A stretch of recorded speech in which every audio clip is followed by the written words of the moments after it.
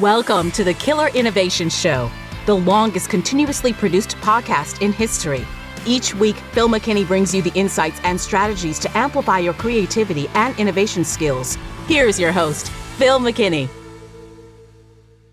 Welcome to this week's Killer Innovation Show. This topic is one that I bring up probably every 5 years or so throughout the history of this show, because it's one that I guess I say it to myself because I got to remind myself about this. Today's topic is about what I call Black Swan innovation. We're talking about surprising events, things you cannot plan for that are just totally unpredictable.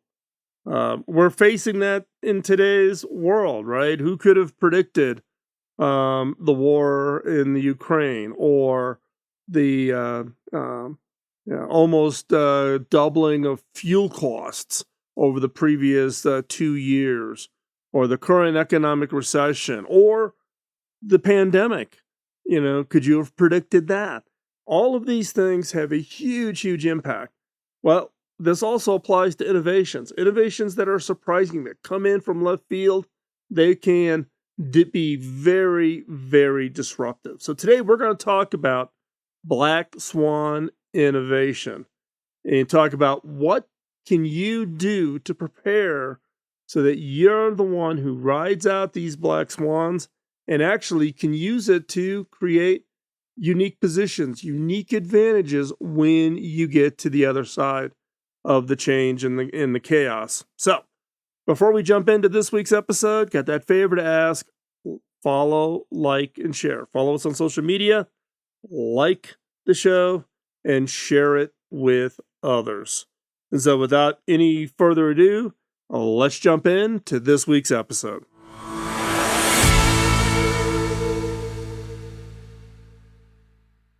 No one can predict the future, but that doesn't mean we can't prepare for it.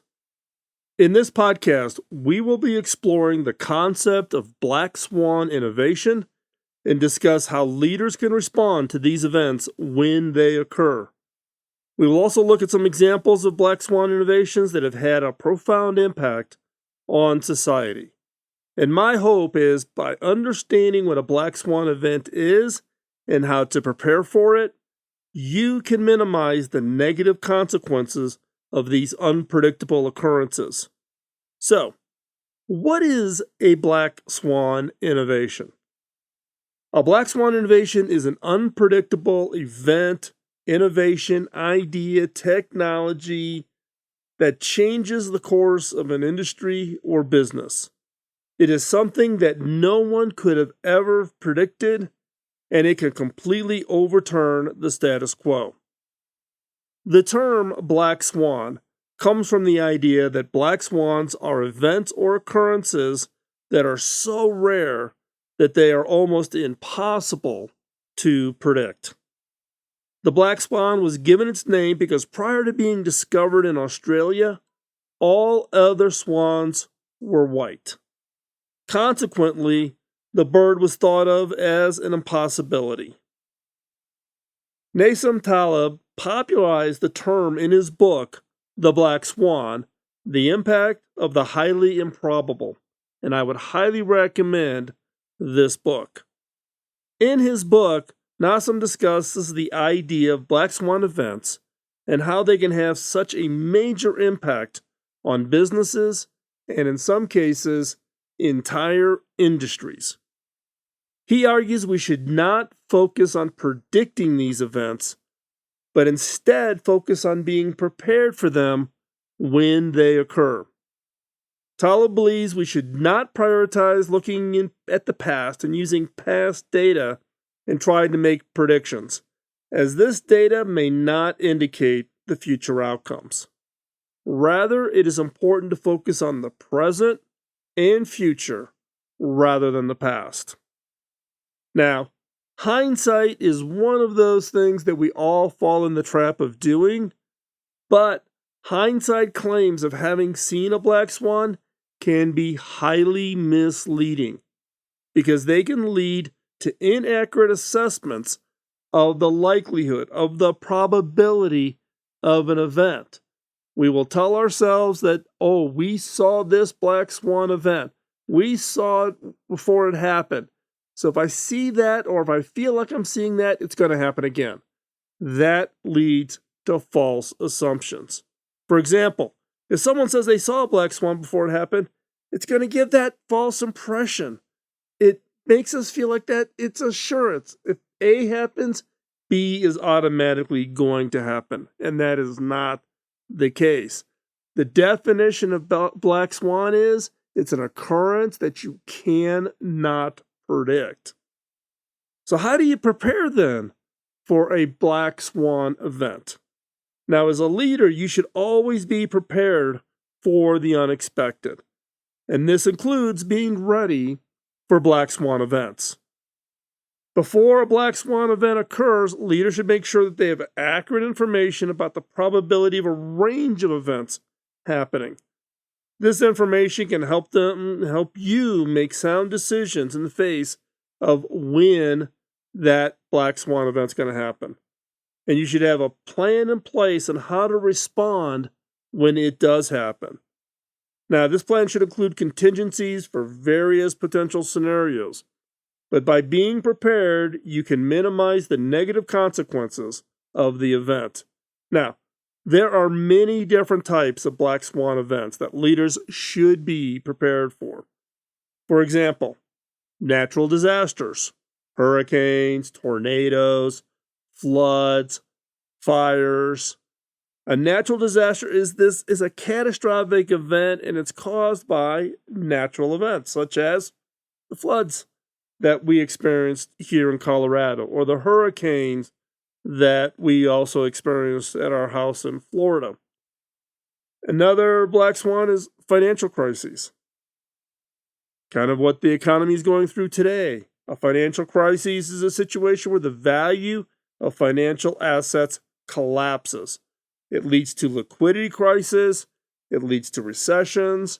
It restricts your ability to raise capital. How do you plan for these financial crises? The third, political unrest.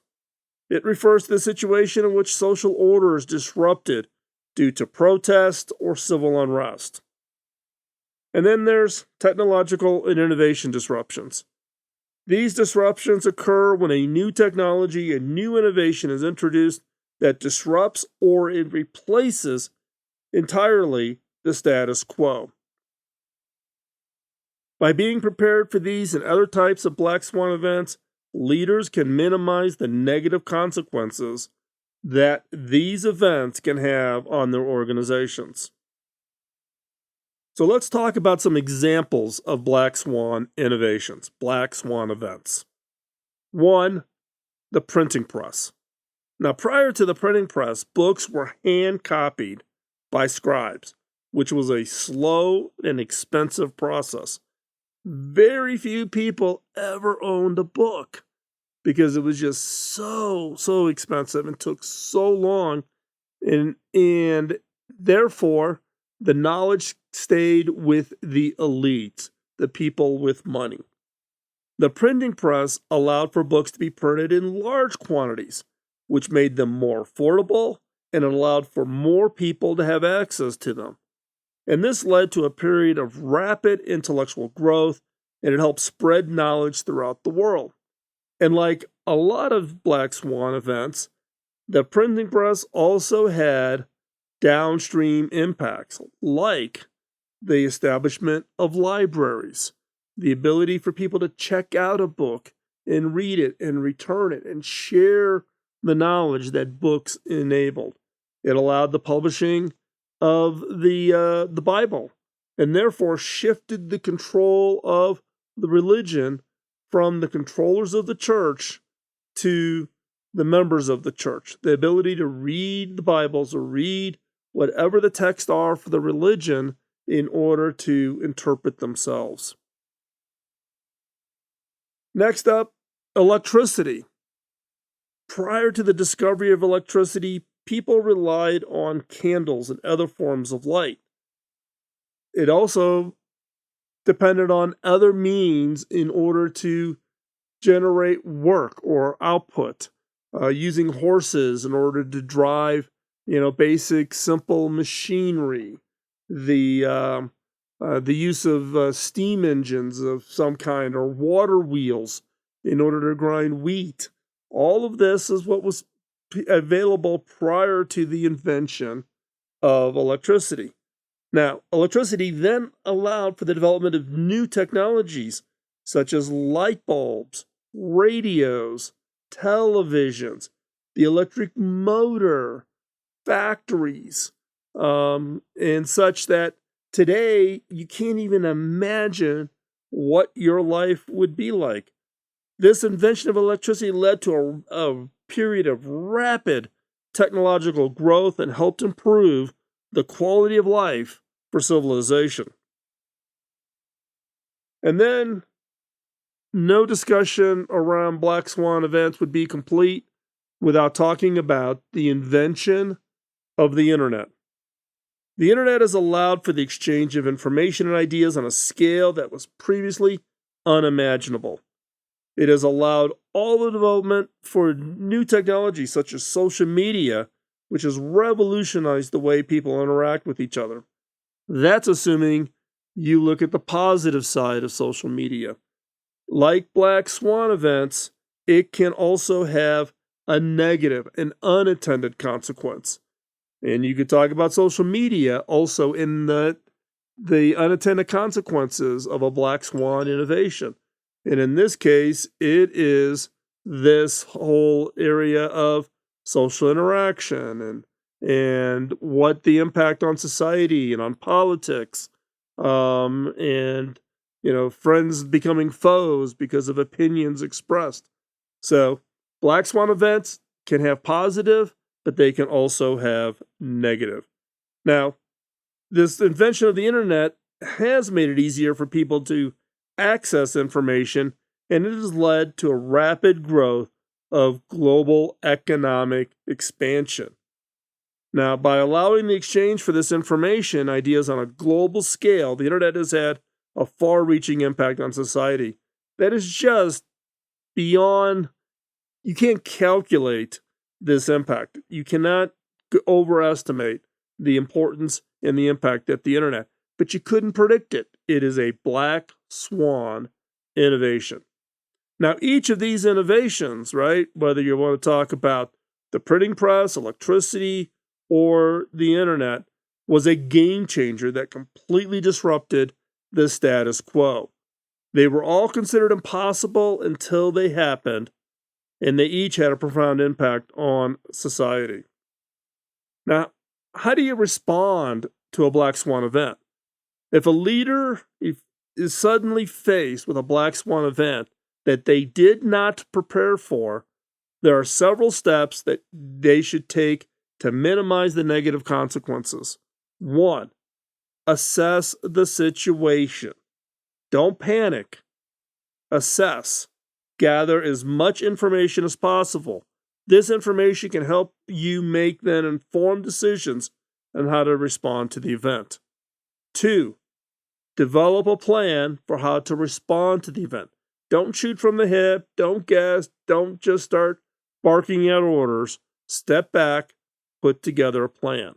Now, this plan should include contingencies for various potential scenarios. So therefore, you can plan for and react to downstream impacts of any actions you take. But by being prepared, leaders can minimize these negative consequences. You understand what decisions you're making and what the downstream impact is going to be.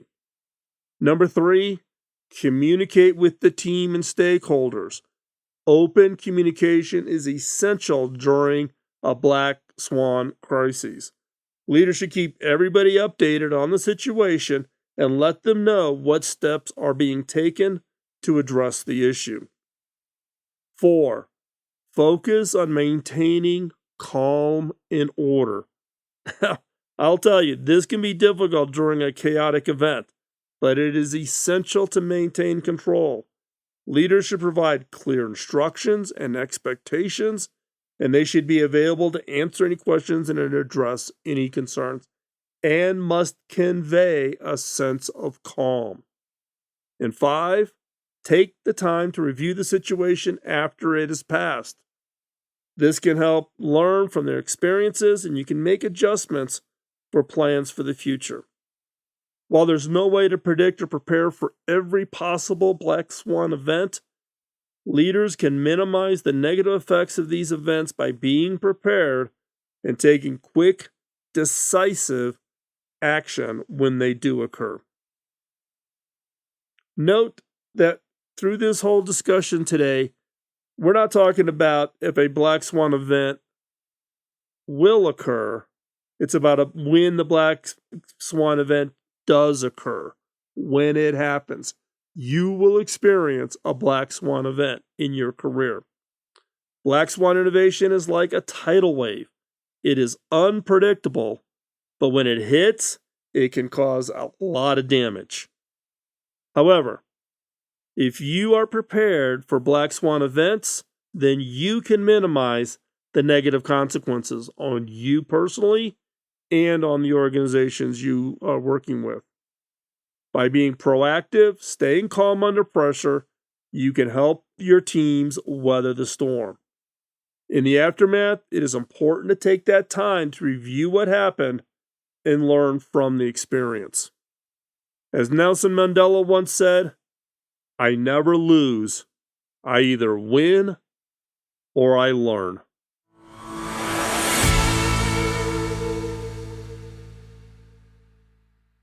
So what'd you think? Black swan innovations and black swan events are those things that you just can't predict, but I would encourage you to take the time to really think about it. You can be prepared. There's lots of change going on every day. The pace and acceleration of change says that what you plan for today will be completely different tomorrow.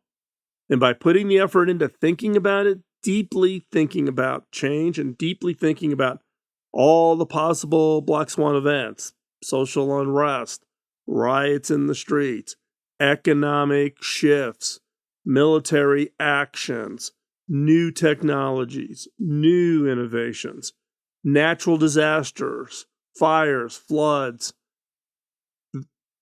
If you think about it, we're seeing all of these things today. My encouragement is take the time, take a step back and really think about them, and think about all those scenarios and think about what would you do if one of these things happened? How would you respond? How could your work, your innovations, your product, your services, your company, your organization respond when a black swan event occurs? This is one of those shows that you may want to come back and listen to, twice a year or something, or play it for your teams so that you can have a discussion about what are all of the black swan events that your organization should be planning for.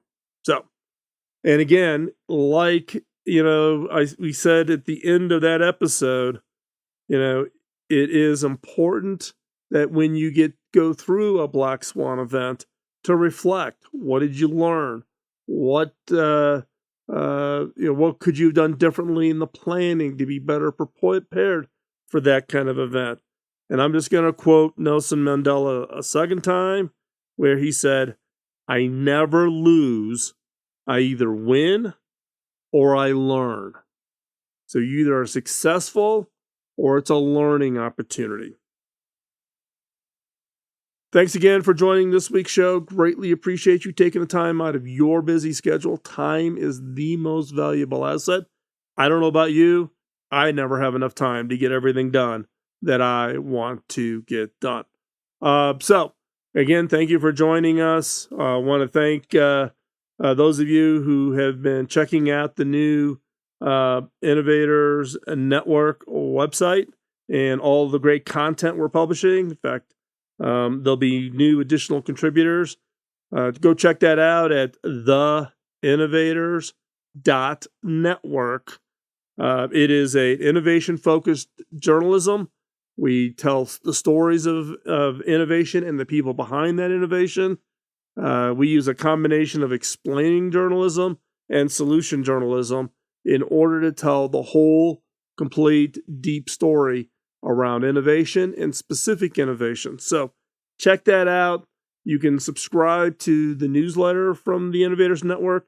There's a form at the bottom in the footer of all the pages. You can just simply put your email address in, and you will be subscribed to the newsletter, and then you'll get regularly updated. Right now, there's a handful of us that are publishing and writing our content there. All of these shows, the Killer Innovations, my blog, all of that is aggregated there at the Innovators Network. You can still get it at its normal sites, but if you want to go one place, one-stop shopping for everything innovation with regards to journalism and what were stories about new technologies and also pointing out some of the negatives of what's going on, some of the what I call innovation fraud that we see out there, people overpromising the capabilities of innovation. Those stories will all be posted over at theinnovators.network. So check that out. And thank you for those of you who have checked it out and who dropped me notes of encouragement. This is a new project for me, but I feel that if we're going to fix the innovation journalism problem, who better to do it than us, I guess, since nobody else is doing it. So we're trying this out. I'm very committed to it. I'm excited about it. And the response has been great. And thank you for all of those of you who've been sending encouraging notes and checking that out. And with that, have a great week. Work on your ideas. Work on your innovations. The ideas you're working on are fantastic. Don't let anybody else tell you that it's not. But you need to spend the time, move it forward, deliver it, and change the world. We'll talk to you next week. Bye-bye. Podcasting nonstop since 2005, this has been the Killer Innovation Show on the Innovators Network.